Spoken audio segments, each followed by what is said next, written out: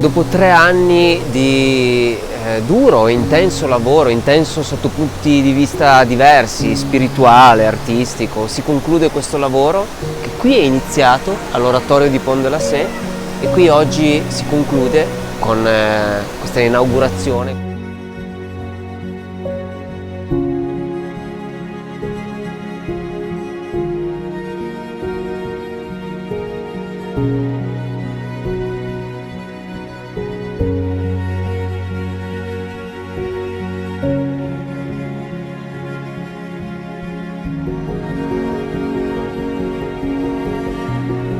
Questi dipinti per me hanno significato tantissimo. Intanto mi hanno avviato all'arte sacra.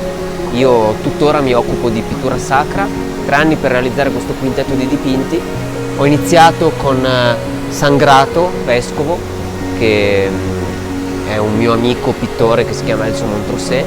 Io prendo modelli reali. E la testa del San Giovanni Battista è la mia testa amputata, ho fatto quindi una partecipazione straordinaria in questo dipinto. San Giovanni Evangelista è stato il secondo dipinto che ho realizzato. San Giovanni Evangelista interpretato da Matteo Ricciotti, che è un mio caro amico di La Salle. Il San Giuseppe col bambino, un modello che ho trovato sulla mia strada quasi per caso, per poi scoprire che si chiamava davvero Giuseppe. E il bimbo che vedete è suo figlio, sul serio. Sant'Antonio Abate, che è il santo patrono di Val Tournanche, il mio caro amico, nonché il mio insegnante di fotografia, che ho ritratto come il famoso eremita Sant'Antonio. E poi la Pietà, il dipinto ultimo più importante di tutti, che ho finito a gennaio di quest'anno, del 2024, dove i modelli sono mia mamma e mio fratello. Questo dipinto, oltre a essere il più importante per me dal punto di vista artistico, spirituale, concettuale, ma anche di fatica di tutta la commissione, è anche il dipinto che mi ha assorbito di più e che mi ha richiesto più impegno.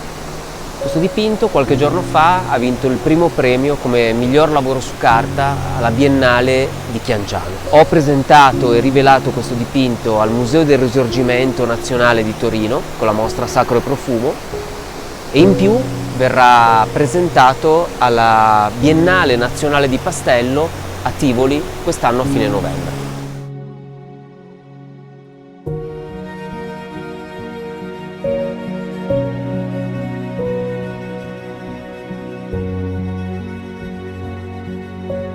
Per l'occasione ho voluto realizzare un prodotto molto speciale, un ricordo, un cofanetto, una elegante scatola che contiene le 5 stampe su alluminio dei santi raffigurati e la Pietà. All'interno di questo cofanetto ci sarà anche un dépliant che racconta la storia di questo oratorio, di questo pilone votivo, di come era un tempo e di come è oggi. In più ho inserito nel cofanetto una mappa per condurre chiunque a questo luogo, per riuscire a trovarlo. E poi un certificato di autenticità che attesta l'autenticità delle mie opere. Quindi un prodotto nuovo che con molto orgoglio presento perché ha richiesto mesi di lavoro e di progettazione.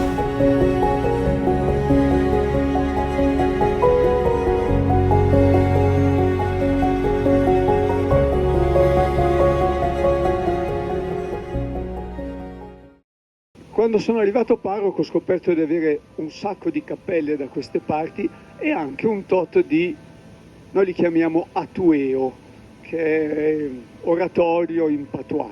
Nella fattispecie questo qui era veramente disastrato, non si vedeva più niente. L'avevo fotografato 18 anni fa e poi pian piano è uscita una cartolina che vi ho stampato qua, l'unica testimonianza storica di questo atueo, che ci dice che, credo che sia degli anni 30, che già l'intonaco era un po' ammalorato, l'avevano già un po' rifatto, e soprattutto dice che gli affreschi sono del pittore Roda. Qui non c'è mai stato un affresco perché erano lastre di metallo dipinte. Ora, il problema è... Posso lasciare? Dunque, Roda ha fatto la sua prima mostra di pittura nel 1889. non so da quando, ma per un sacco di anni è venuto in vacanza tutta l'estate a Cervinia. Ha dipinto almeno 120 cervini in tutte le salse possibili e immaginabili, anche mettendo il cervino di sfondo e in primo piano qualunque altra cosa fantasia. Quindi qui effettivamente c'era, quindi ci sta che le pitture fossero di Roda. Peraltro dipingere su lastra metallica a me sembra, non ne so granché, però mi sembra che si tratti di un esperimento, di uno che sta provando a fare delle cose, per cui penso che sia in una fase abbastanza precoce del suo lavoro. E perché anche lo penso? Perché guardate i santi che ci sono, tanto sono gli stessi di prima, abbiamo ripreso proprio le stesse tematiche. San Giovanni Evangelista, Sant'Antonio Abate, la Pietà, San Grato Vescovo, San Giuseppe col Bambin Gesù. Allora, sono il parroco di Sant'Antonio Abate e San Grato, la parrocchia è dedicata. Quindi Sant'Antonio e San Grato sono lì d'ufficio, non sono opzionali. Le altre tre sono opzionali. Mettere San Giovanni, soprattutto l'Evangelista, e San Giuseppe è abbastanza tipico di chi mette i patroni onomastici, o di chi ha fatto fare l'opera, o di chi ce l'ha dedicata l'opera. Quindi un Jean-Joseph potrebbe essere.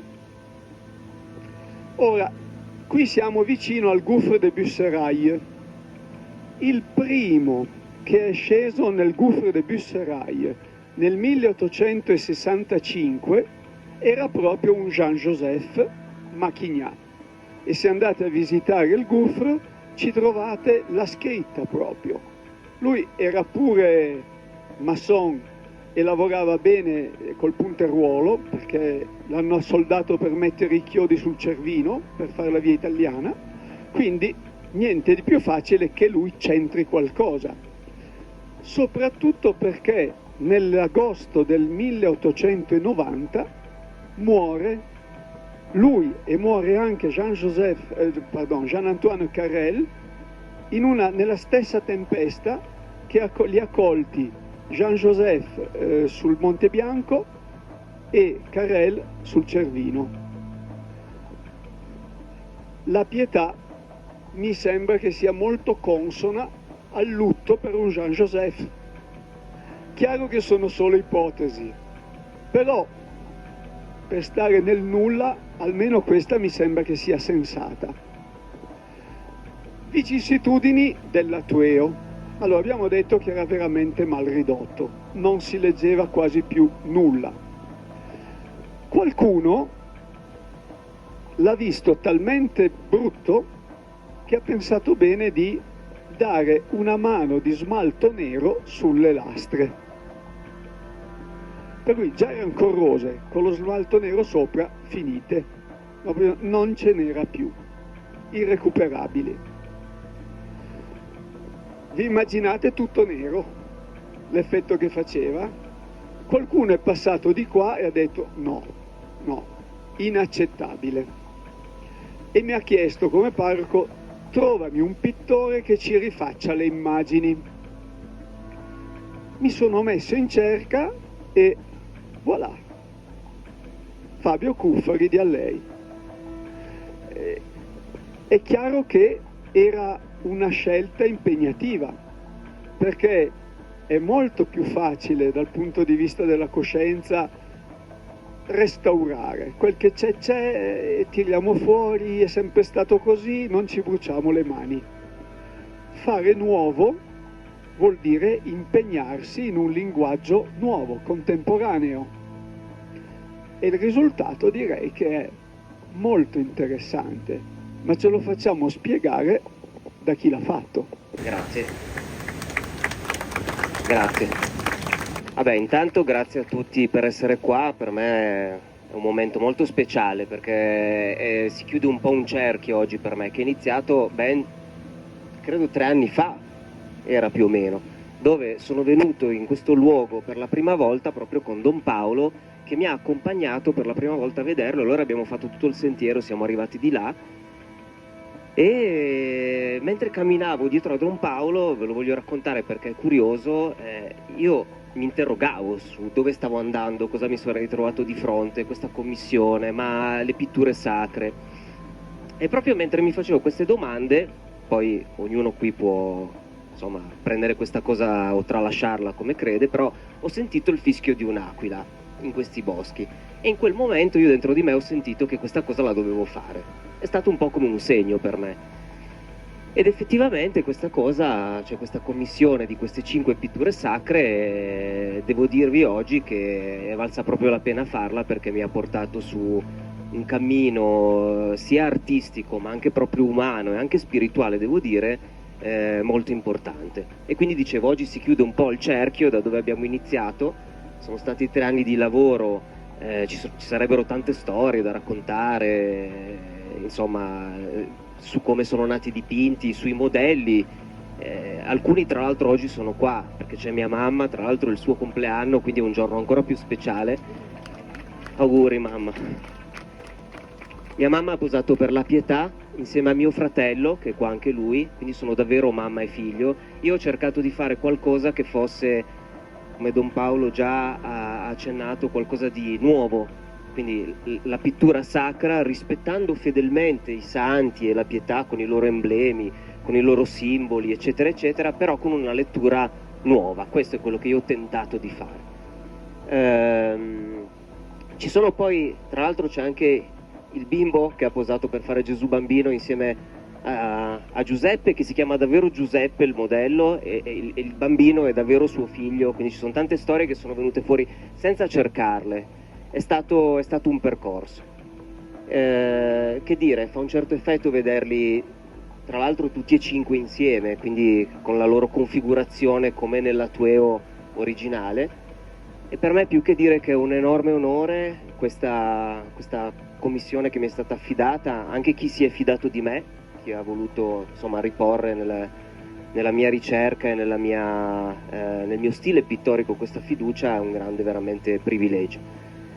Sono contento. E poi ancora una cosa voglio dire, che mi ricordo di un giorno in cui chiedevo, perché io sono anche molto pignolo e anche molto tecnico, quindi mi consultavo con Don Paolo, che è stato tra l'altro preziosissimo nel fornirmi riferimenti storici, insomma aiuto quando ne avevo bisogno. Ringrazio tra l'altro anche Roberta Bordon che ci ha fornito gli abiti per Sangrato, insomma è stata una ricerca bellissima. E quando un giorno ti avevo chiesto tutta una serie di cose tecniche legate, ma il posto, ma i materiali, ma gli aspetti un po' più tecnici, più fastidiosi, e tu mi hai risposto dicendo, ma io se fossi in te non penserei tanto a queste cose, pensa al senso di quello che stai facendo. Ed effettivamente il senso è stato molto più grande, cioè il fare questo lavoro qua piuttosto che non farlo per me ha significato davvero tanti cambiamenti. Tra l'altro questi dipinti, gli originali, che sono a pastello, quindi per ovvi motivi non potevano essere messi qua, è il motivo per cui abbiamo scelto di riprodurli fedelmente coi colori perfetti su delle lastre di alluminio così che durino nel tempo. Gli originali, alcuni sono esposti in giro per l'Italia. La Pietà 2 giorni fa ha vinto un primo premio alla Biennale di Chianciano e quindi, come dire, mi ha aperto verso questo percorso dell'arte sacra che sto continuando e che mi sta facendo trovare davvero molta soddisfazione e molta trasformazione artistica e spirituale. E grazie a tutti per essere qua a condividere questo momento. Grazie.